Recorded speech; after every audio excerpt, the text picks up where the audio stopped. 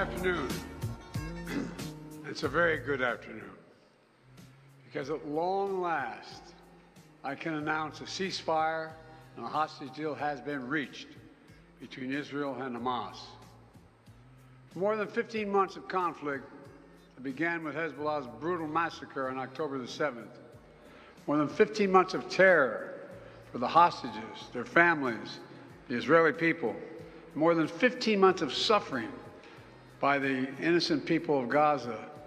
Fighting in Gaza will stop, and soon the hostages will return home to their families. The elements of this deal were what I laid out in detail this past May, which was embraced by countries around the world and endorsed overwhelmingly by the UN Security Council. The deal is structured in 3 phases. Phase 1 will last 6 weeks. It includes a full and complete ceasefire, withdrawal of Israeli forces from all the populated areas of Gaza, and the release of a number of hostages held by Hamas, including women and elderly and the wounded. And I'm proud to say Americans will be part of that hostage release in Phase 1 as well. And the Vice President and I cannot wait to welcome them home.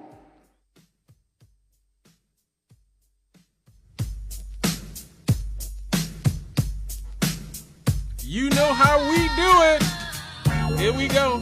We are back here on Straight Out of the Cannon on Friday, January the 17th, 2025. It is 6:43 in the p.m. Central Standard Time. The future is here. The future is now. Yes, it is, folks. And as you heard, our still president, I know it may not feel like it, but Joe Biden is still our president, and he just announced that Israel and Hamas have agreed to a ceasefire deal to pause the war on the Gaza Strip.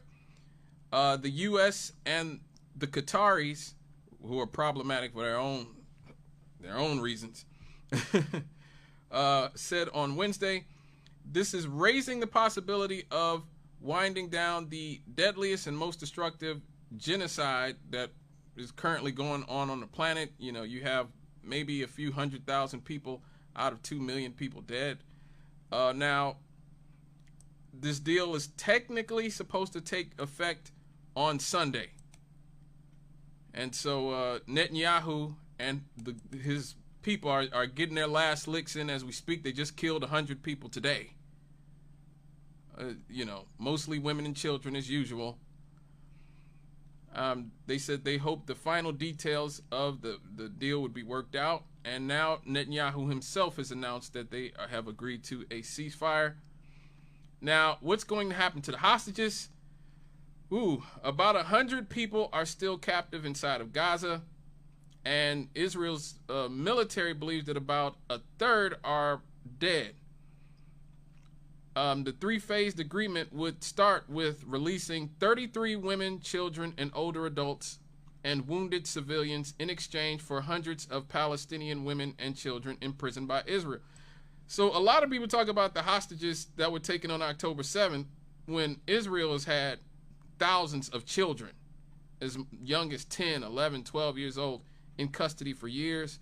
We've seen the footage of people like, I forget what her name is, the young activist who was put in prison by Israel at 14 years old for protesting in the West Bank.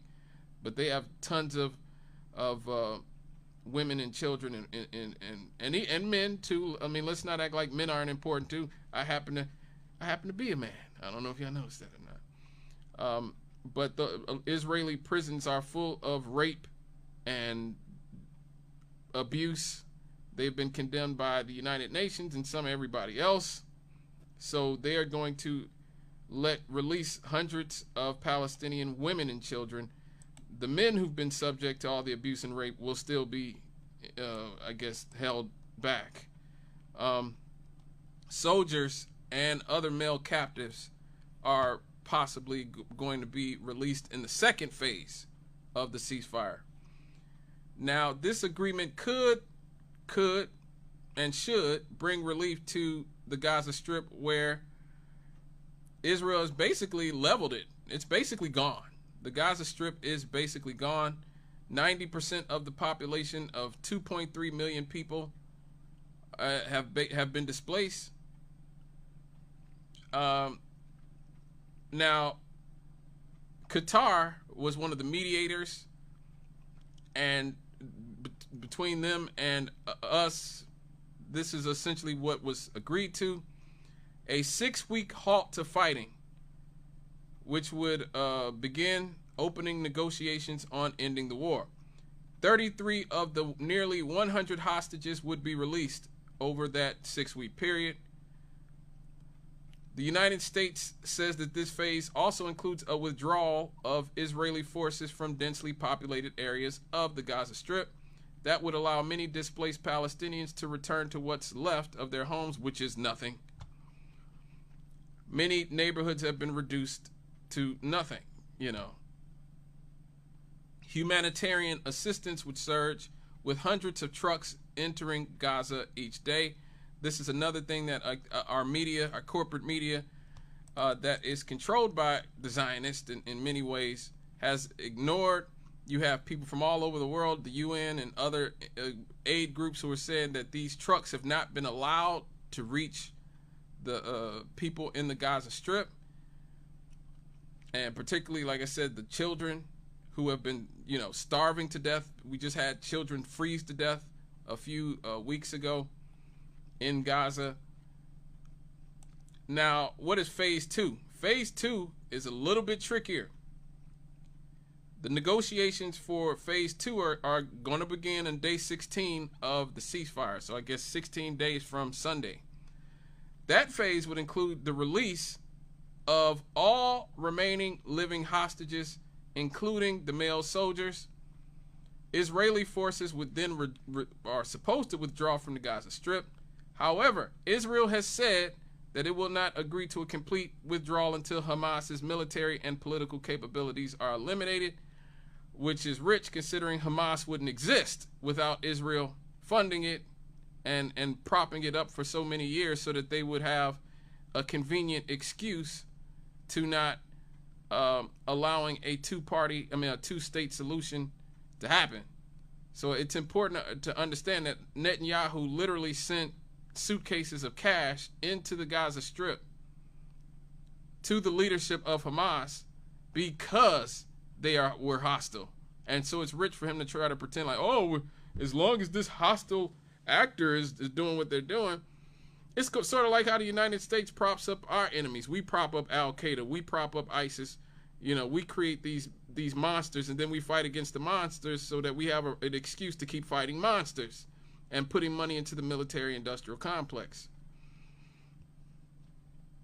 And Hamas says it will not hand over the last hostages until Israel removes all of its troops. So that's going to take some negotiation. Phase 3 calls for the return of the remaining bodies of hostages still in Gaza and the start of a major reconstruction in Gaza, which faces decades of rebuilding. Oh, yeah, it's unclear who will fit the bill. I know who I think should fit the bill, but it probably will not be the Zionists and the people who love them. Now, of the real story behind this ceasefire is that Donald Trump has essentially ensured that Joe Biden's legacy is going to be, one, losing to Donald Trump, because Joe Biden said that he was running. The reason he was running was to prevent Donald Trump from getting back in the White House. Well, he failed there. Now it's going to be the genocide. It's going to be the genocide because everybody involved with this deal are pretty much giving Donald Trump and his people the credit for this ceasefire.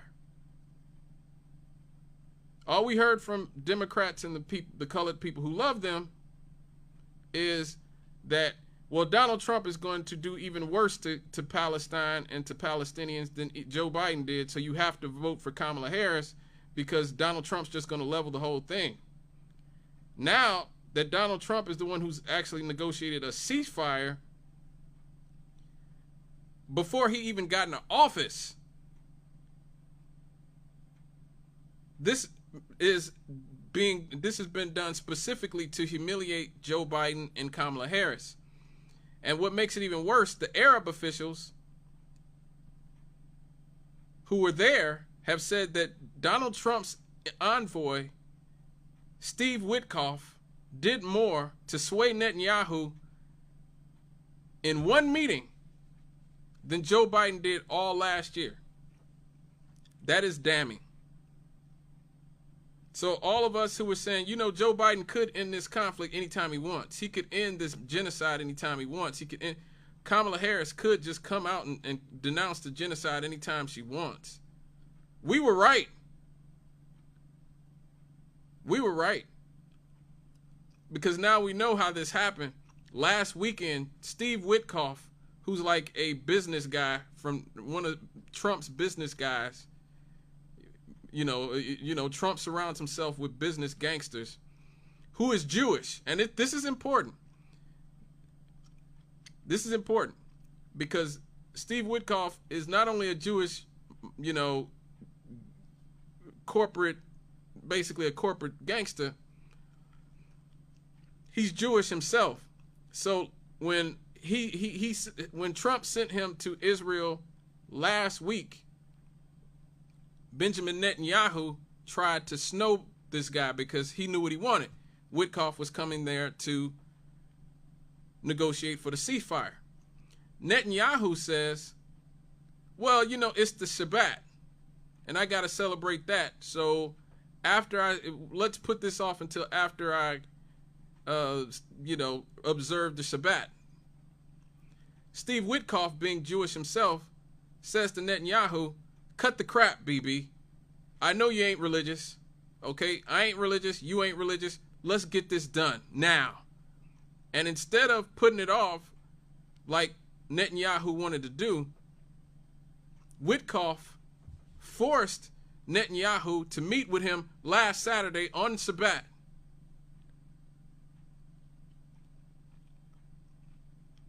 Because he said, look, I don't give a doggone about any of that. And neither do you. So you're going to meet with me right here and now. And he did.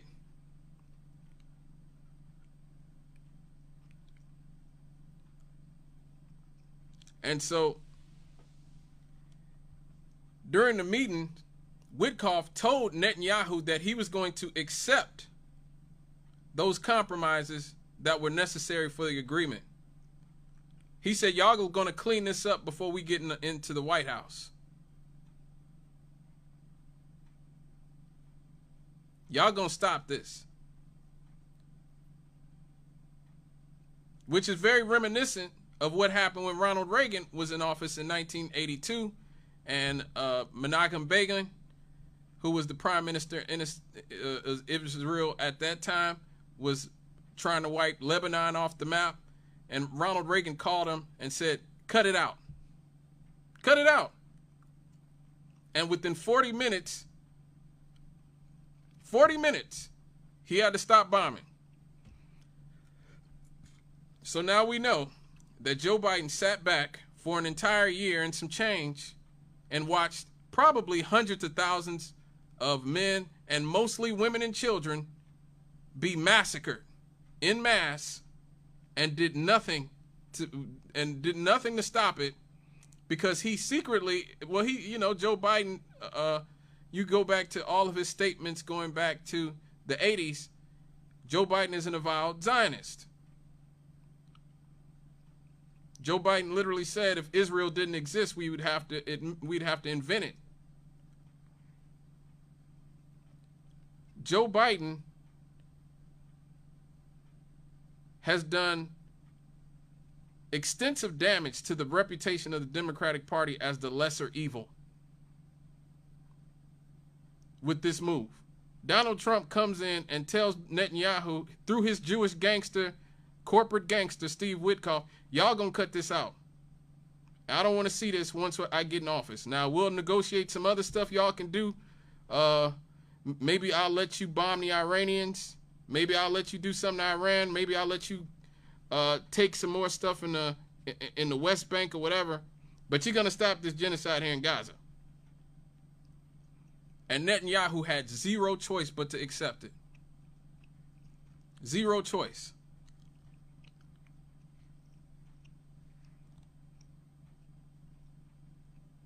And it just shows you how far to the right that Democrats have gone.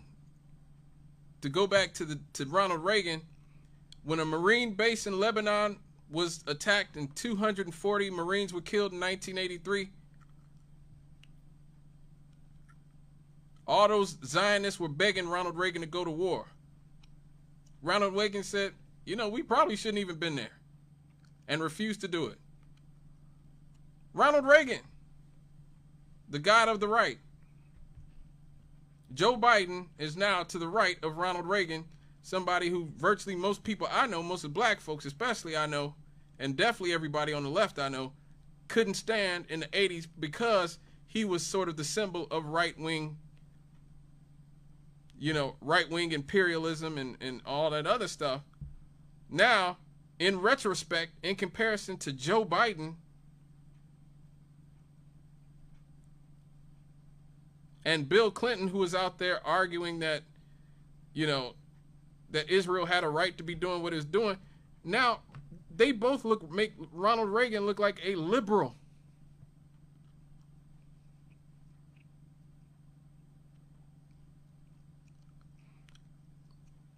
This is humiliating for the Democratic Party. And now we're learning this week, just this week, a poll came out that showed that was administered by YouGov, which is a reputable poll company, that 29% of non-voters who supported Joe Biden in 2020, 29% said that the U.S. support for the genocide in Gaza was one of the top reasons they sat out the 2024 election.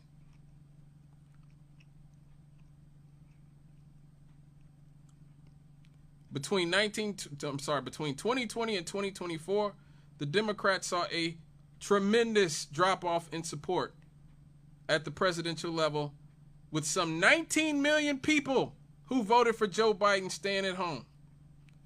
19 million people.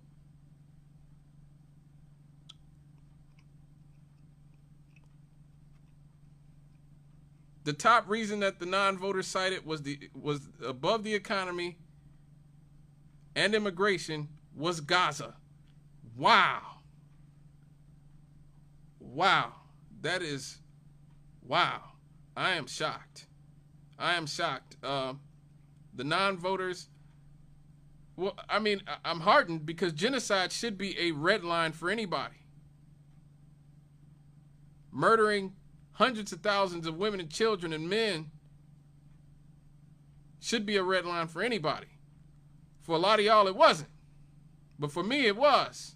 There was no way I was going to support the genocide killing of an entire ethnic group full of people. That just wasn't going to happen. I'm sorry. But this, once again, this gives Donald Trump a huge victory going into office on January 20th. I believe the 20th, which is Martin Luther King Day, ironically. I can't believe Donald Trump's going to be inaugurated on Martin Luther King Day. That's, wow. That's pretty ridiculous, but hey. On Monday, he's going to be inducted, or should I say inaugurated. And this gives him a big victory coming into office, and just again exposes how unserious the Democrats were about ending the genocide in Gaza.